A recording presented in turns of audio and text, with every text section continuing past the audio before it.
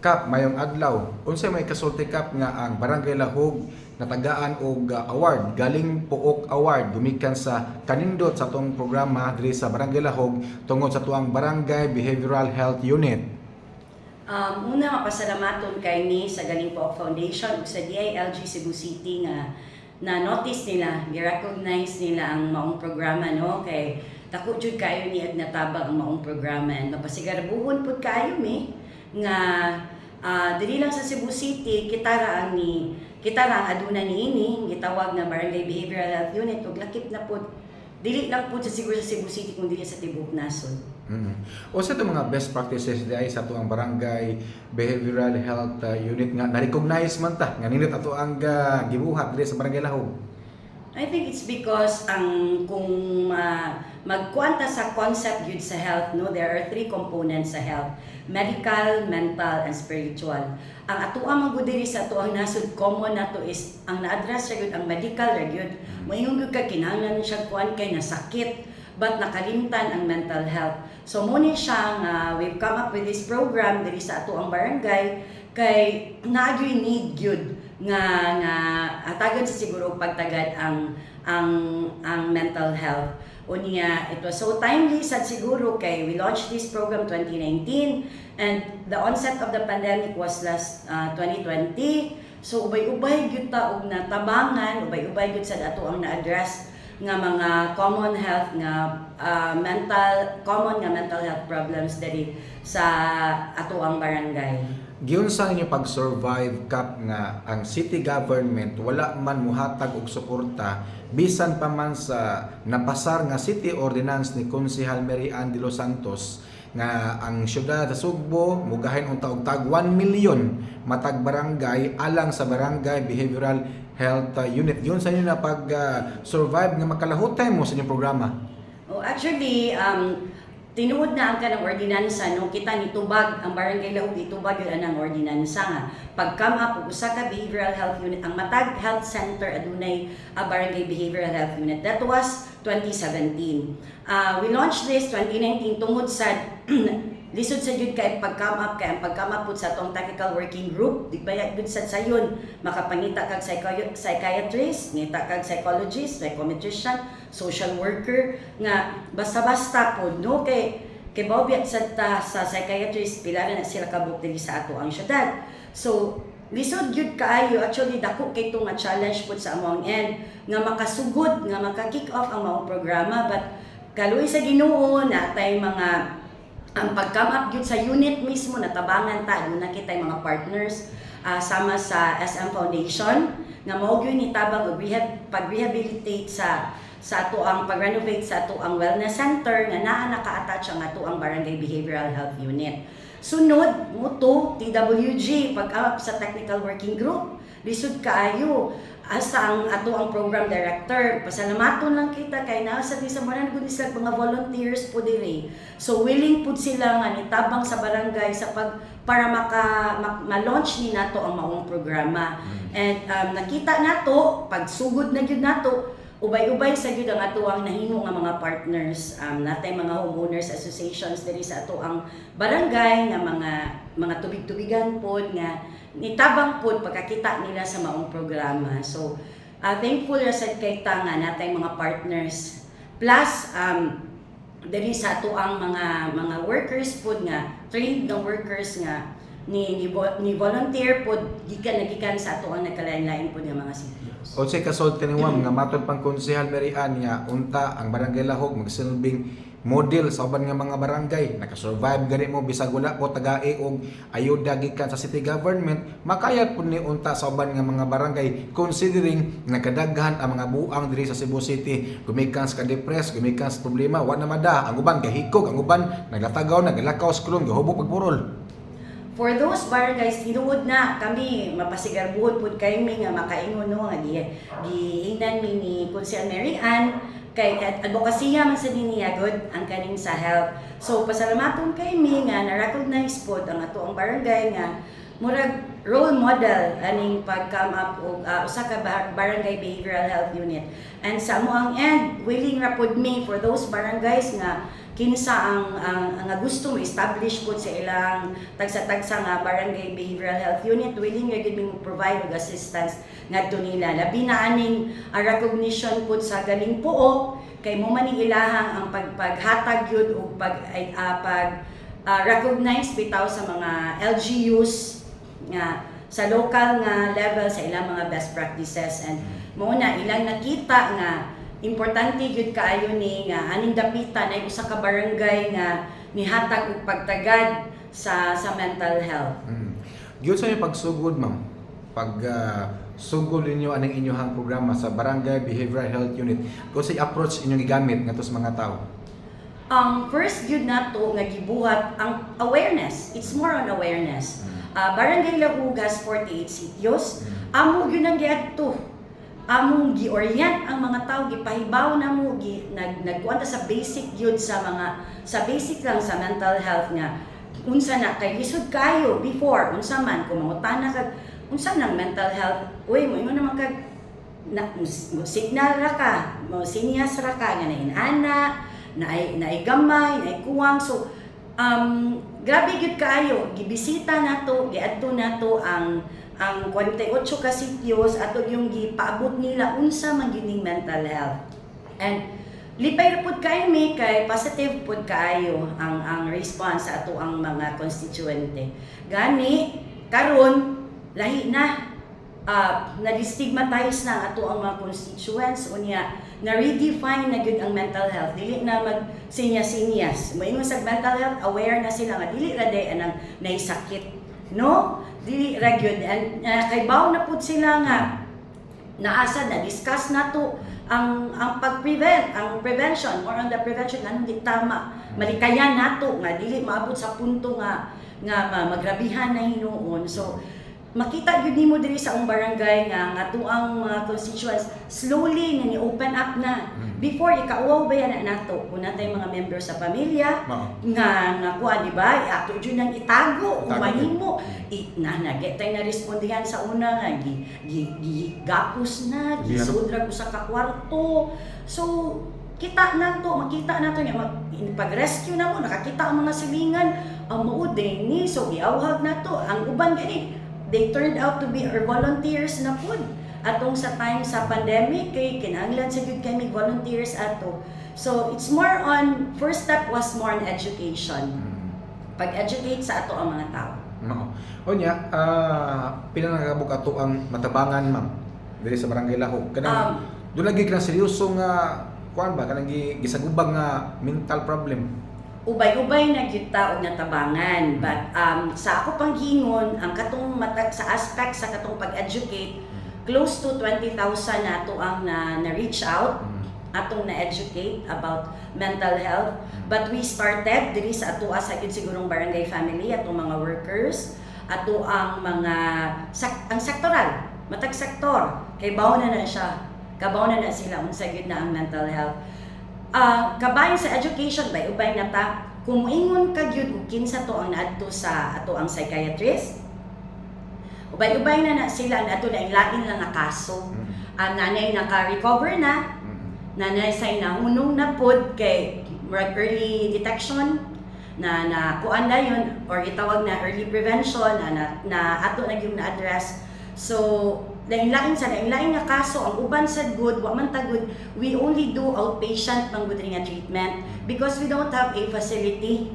Musad na usa ka kuwang gyud kay dako kay nga problema kay di ba we only have the one in Vicente Soto kung maingon tag sa gobyerno gyud, and it's not even a psychiatric hospital. Dili na siya, it's just a psychiatric ward nga di gyud makaya gyud kaayo. So we do referrals. We also have partner nga mga private nga mga facilities.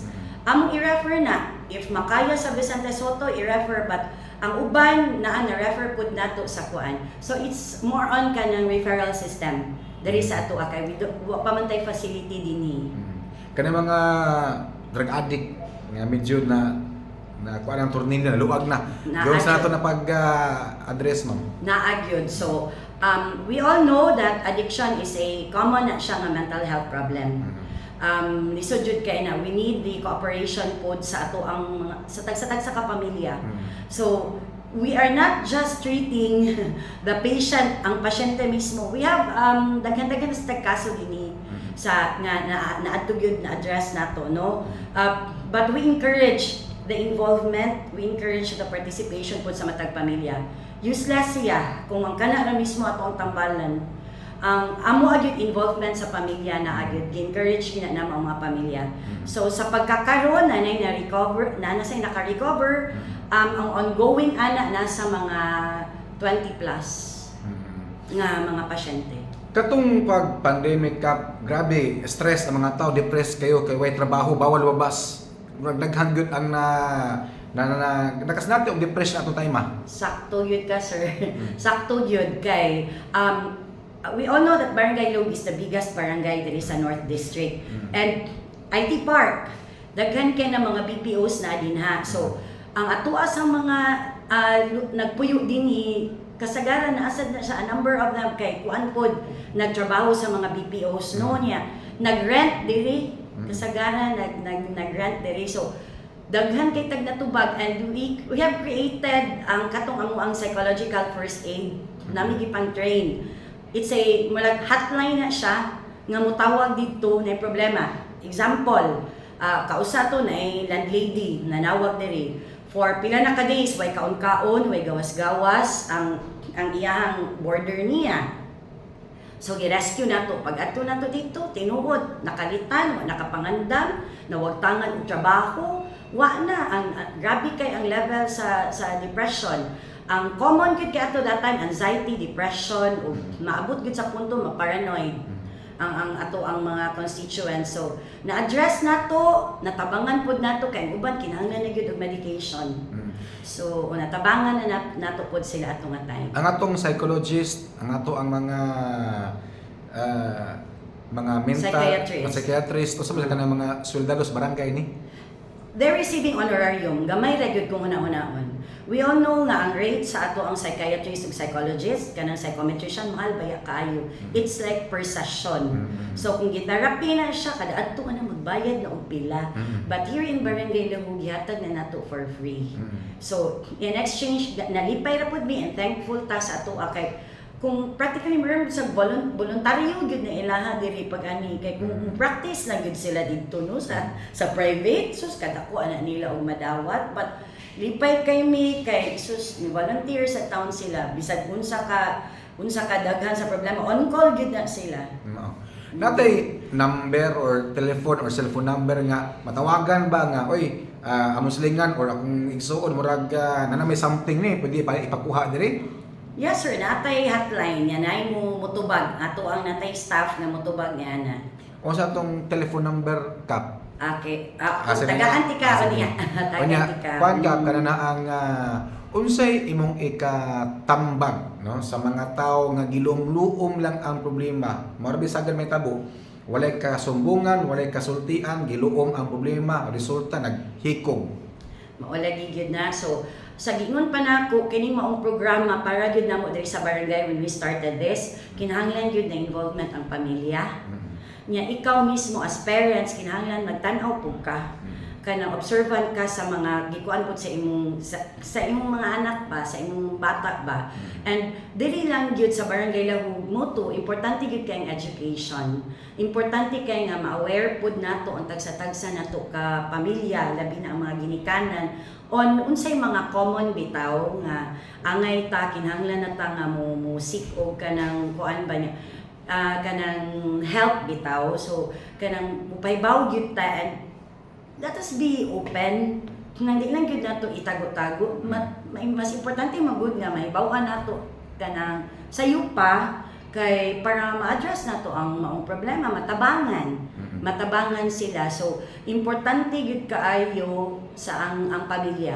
Ang involvement gyud sa pamilya kay sila man ay naa gyud din na permi, sila ba gyud makakita. So anything nga mahibaw-an ninyo na mga kanang lihok baron nga tan-aw ninyo nga murag dili na murag angay na gyud nga ikapangutana gyud ba. So para na mo padaragid mo ani dire anytime nga masturya ninyo bisag wala pang ang pasyente mismo kamo lang muhimo man ta ana kay we also have this life coaching ha bisan pag wala ang psychiatrist wala ang psychologist ang services mapadayon ra kay kanang in the absence sa psychiatrist ug psychologist kay maka-coach man ta. Mental health is like living life. Di gyud ka moingon og mental health nabuang siya or unsa ba siya. It's like living life. Unsay imo igmata nimo unsay imong buhaton mental health na siya.